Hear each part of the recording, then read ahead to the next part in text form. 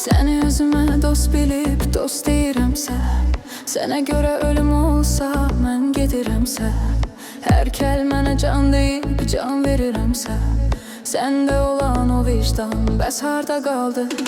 Yaxşılara olmuşam ürək dostu mən, mərdliyi heç olmayan külək dostu mən, silmişəm həyatımdan kələk dostu mən, mən istəyən o dostluq bəs harda qaldı?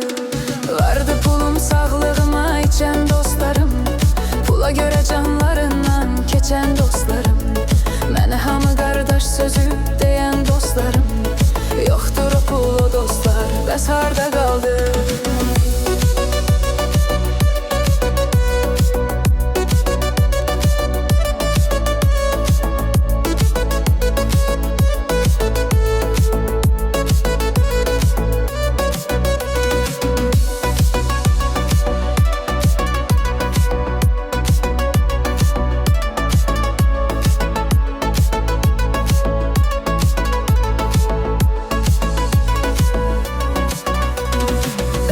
Bilmirsən Tanrı qüdrətin, ona görə heç bak deyil sənin niyyətin, sonunda hiss edirsən yoxdur hörmətin, sandın hörməti pulla bəs harda qaldı?